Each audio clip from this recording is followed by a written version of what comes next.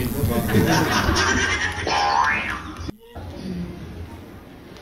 Old MacDonald had a farm, and there he had some chicks going E-I-E-I-O. But on his farm, he had some chicks. Oh no, oh no, oh oh. And a duck there, and a quack there. Everywhere, everywhere. Yun lang, thank you. Yung turo sa inyo. Palakad tayo, bossing! Oo. Ayan yung pa-check up muna natin po. Welcome back mga kaaldab. Ito na naman po ang inyong lingkod, si Mr. Destiny. At ito pong ina-update natin mga kaaldab ay base po sa Aldab Nation update mga kaaldab, na kung saan nga po talaga kitang-kita nyo na bumagsak naman po talaga ang karera ni Mengay sa showbiz. Di po ba? Wala namang gagaanong project, di po ba? Real talk to mga kaaldab. Tapos yung mga endorsement po niya, yung nagsimula yung main goals, akala natin magkakaroon nga po, wala eh. Kumbaga eto na nga po, sabi ko nga po sa inyo, kita nyo ha, pinakita ko po yung kay Atasha Mulak na sinasabi nga po na hindi daw niya pwedeng, wag niya na raw pong gayahin daw si Main Paul Carson dahil nga po iba daw po si Mengay. Kumbaga kung ano lang po talaga yung talent niya, yun na lang yung pinapakita niya. Na tama naman po yung iba. Tama naman po yung mga ibang nagsasabi at nagbibigay ng update. Sabi ko nga dito naman sa channel ni Mr. Destiny, 101% updated po kayo. Di po ba? Ano man po yung mga nababasa ninyo, nakikita po ninyo, napapanood ninyo. Pagdating dito sa channel natin, 101%. Di po ba? Sa mga taong bulag, sa mga taong ayaw maniwala, wala naman pong problema. Hindi naman po tayo namimilit ng gustong maniwala at ayaw. Di po ba? Ang sa akin lang naman po, binibigyan ko lang ng mga kaganapan.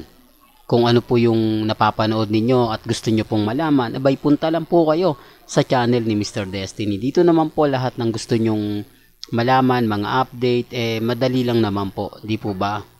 Pero bago tayo magsimula at bago natin ituloy itong mainit na update po natin, kung bago ka lang sa channel na to at isa kang true-blooded Aldab Nation na nagmamahal po kila Mengay at Isoy, tama po ang channel na pinuntahan mo. Kaya consider na po kitang bagong subscriber. At huwag mong kalimutang i-share ang mga video po natin sa mga mami, sa mga titas, at sa mga senior. Remind ko lang po sa mga hindi naniniwala, sa mga nagsasabi ng ganito, nagsasabi ng ganyan, huwag po kayong basta-basta maniniwala. Sabi ko nga po sa inyo, kung gusto nyo lang po ng update, kung gusto nyo lang po ng trending, punta lang po kayo dito sa channel ni Mr. Destiny. Lahat naman po na mga bali-balita, lahat naman po na mga update patungkol po kay Mengay at kay Alden, abay, dito lang po kayo. Di po ba? Nire-remind ko lang po yung mga kumakalat ngayon. Sabi ko nga po sa inyo, yung iba nagre-react na sa mga ginagawa nga po ng TBJ, parang malabo na nga po daw bumalik si Mengay. Yan ay base lang naman po. Kasi walang formal eh. Walang formal na anunsyo. Tapos ito pa po yung masaklap. Maraming kumakalat ngayon na wala na nga pong endorsement si Mengay. Pati nga po yung Bibo. Di po ba? Ang endorsement na nga po nila si Ann Curtis. Ano ngayon masasabi ng iba? Ano ngayon ang sinasabi ng mga ilang netizen? Di po ba? Sabi ko nga po sa inyo, hindi nila po pwedeng sabihin o isampal po sa akin na fake news ka lang Mr. Destiny, marami pang project si Mengay. Marami pang, tignan nyo po kanyang Instagram. Tignan nyo po yung kanyang Twitter at Facebook. Wala na po. Yung mga dating commercial niya na napakarami, yung mga endorsement niya na talagang masasabi nyo na kumbaga yung punong-puno. Yung iba na pong artista. Yung iba nga po napunta na kay Harleen Budol, Hipon Budol, tapos yung iba mga advertiser sa ibang artista. Kalat eh. Di po ba? Hindi niyo po pwedeng sabihin na kumbaga ayaw, kasi kahit ayaw po ni Mengay, halimbawa nag-ano na siya, po pwede pa rin tuloy na natin mabenta eh. Di ba? Parang ako, halimbawa sample lang po mga kaaldab, yung endorsement niya na kumbaga Sonrox, di po ba, na kahit mga repost niya lang okay na kasi mabenta eh. Eh kung hindi na nga po talaga nagkiklik at sa tingin po nila parang hindi naman umaayon na, parang wala na, bagsak na si Mengay, tapos may artista na sumisibol. May artista na kagaya nga po ni Harlem Budol na malakas ang impact ngayon sa GMA Kapuso. O, hindi ko pinopromote yan ha, sinasabi ko lang po dahil yan po yung pinapaingay. Sabi ko nga po sa inyo, trending lang naman. Kung trending lang naman pag-uusapan, hindi tayo magpapahuli. Kung yung mga update lang po sa mga website, eh, lagi po tayong naandyan. Kaya nga po ako, nagtataka na lang tayo.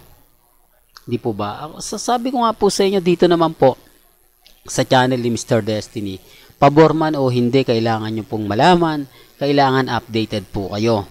Sa ngayon, mga kaaldab, nakakalungkot yung mga bali-balita na ganyan. Wala pong formal na anunsyo si Mengay na kung bakit ganito, kung bakit ganyan. Di po ba? Samantalang nung kakasal niya lang, eh pagkatapos nga po ng 2 weeks, balik po siya agad. Tapos may ginawang commercial, di po ba?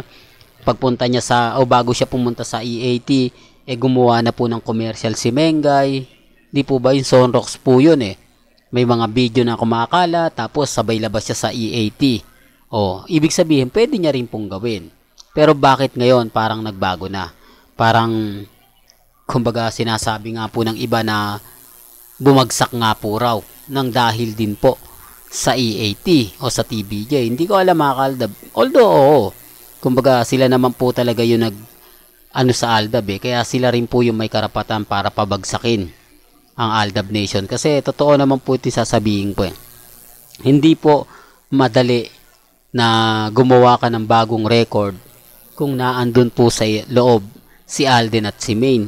Sila po talaga yung unang-unang kumbaga pag-uusapan. Sila po talaga yung unang-unang alam nyo na mga kaaldab. Sabi ko nga dito naman po sa channel ni Mr. Destiny, kung ano man po yung mga nababasa ninyo, napapanood ninyo, napapakinggan, chill lang. Di po ba? Huwag po kayong basta-basta padadala sa mga sinasabi ng iba, sa mga pinapaliwanag ng iba. Kapit lang po tayo mga kaaldab. Darating din naman po yung point na tayo pa rin po yung panalo. Tayo pa rin po ang wagi. Di po ba? Kahit naman po anong ipilit nila, lalabas at lalabas pa rin po Aldab lang ang malakas. Well, hanggang dito na lang po ang ating latest updates. Kaya kung gusto nyo pa po ng pinaka-latest at mga sariwang update, abay, tutok lang po kayo dito sa channel ni Mr. Destiny para updated po kayo sa mga latest at sa mga bagong video po na ilalabas po natin maya-maya lang. Hanggang sa muli, salamat po sa panonood at pakikinig.